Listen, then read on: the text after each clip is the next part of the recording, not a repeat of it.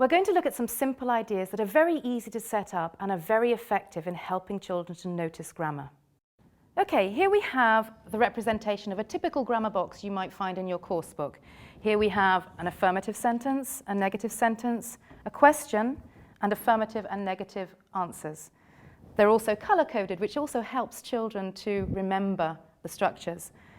A very easy game to do with them is to read from the grammar box but make mistakes. And you get the children then to try and identify what mistakes you've made. For example, can rollerblade. What's the mistake? It's I can rollerblade. This is a very effective way of reminding children that in English it's very important to have a pronoun at the beginning of the sentence. Another mistake, I can't do tennis. What's the mistake there? I can't play tennis. Again, we have different words that we put with different sports. Children love doing this kind of activity, and once you've introduced it in the class, then you can get them to work with each other, make mistakes, and get their partners to identify what the mistakes are. This is great practice for them, and it really helps them to notice how the language works. Okay, this activity is called slowly revealing, and it's a really fun way to tease children into thinking about word order. If you have an IWB, you can hide text and slowly reveal the words behind color blocks. In this case, I'm just using simple handwritten word cards. Okay, my first word is I. What do you think the next word might be? Here it is. What's this word?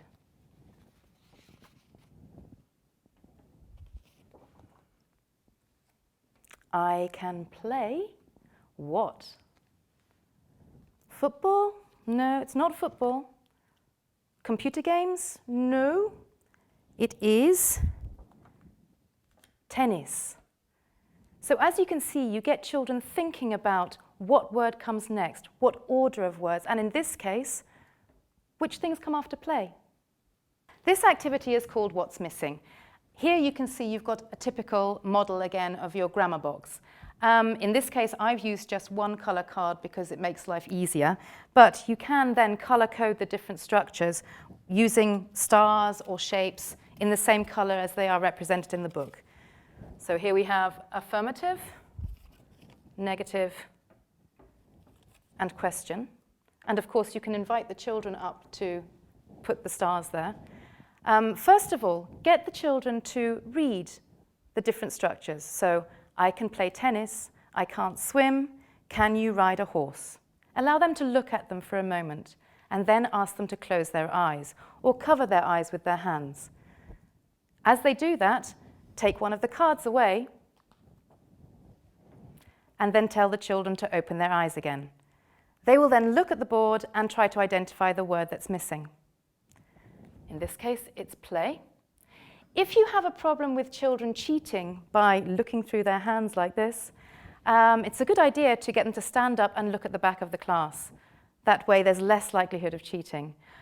If it's still a problem, what you can do is take the cards away from the board, remove one, and then gradually put them back in random order, getting the children to say the cards as you put them up.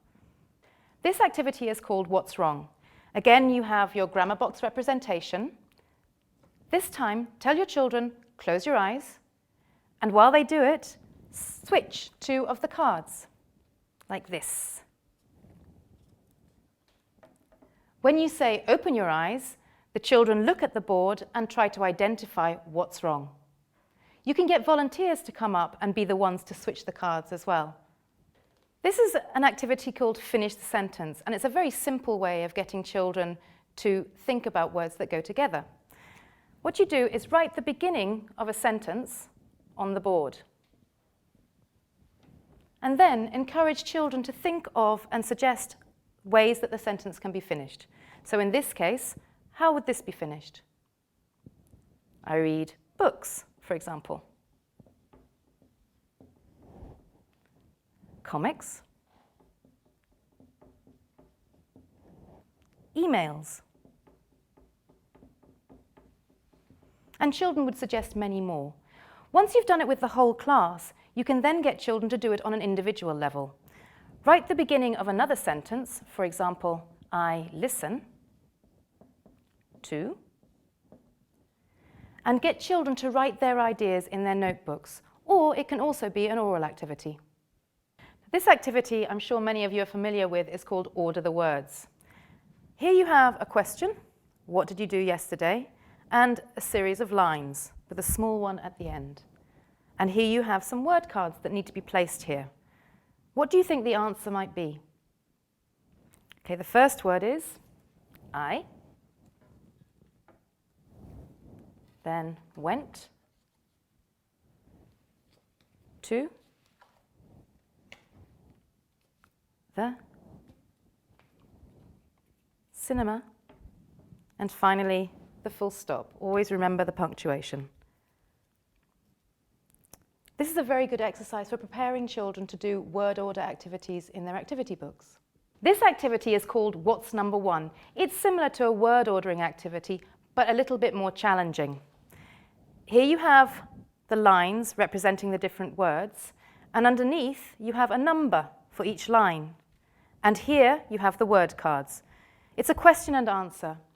What do you think the question might be? Okay, it's what animal do you like? And what's the answer? I like dolphins. Okay, now, what's number one? It's what. Now, what's number 5?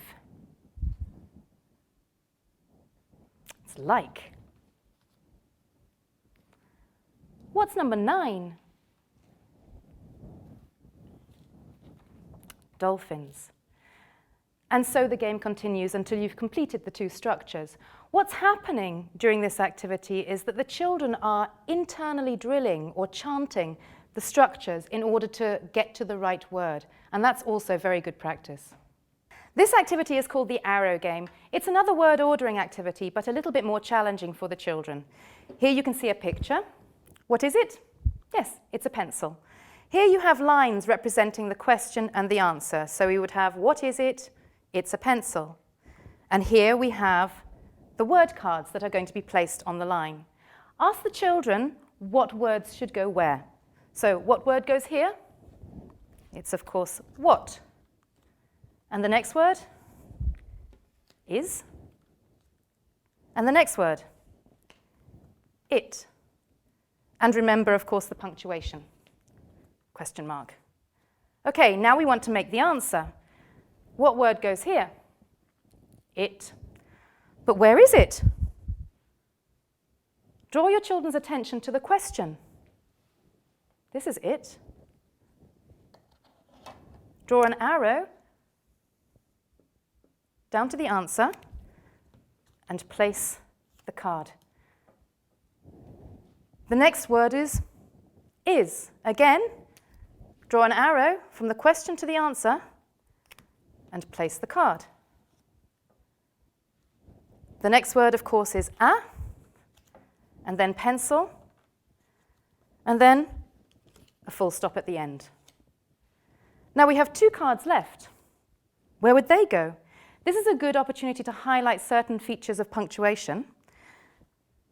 What happens at the beginning of a sentence? You have a capital letter. So you can place the capital I at the beginning of it, and the apostrophe can go over the small I. This activity is called Describe an Animal. Here we have a model of a grammar box that you might find in your course book. This one is describing a dinosaur. It's got very big teeth, it hasn't got wings, and then the question, has it got claws? And your answers, yes it has, or no it hasn't. We can take the first 2 structures here, the affirmative and negative, and use them with the children to create grammar boxes about other animals. For example, a penguin. Ask the children to think of ideas of how they can change this and this. It's got very big teeth. No, it hasn't. It's got very big feet. It hasn't got wings. Yes, it has. It hasn't got big teeth. Once you've done it orally with your class, you can then get your children to think of other animals that they can describe and create their own little personal grammar boxes in their notebooks. As you can see, these activities are a great way to help children notice grammar. I hope you find them useful.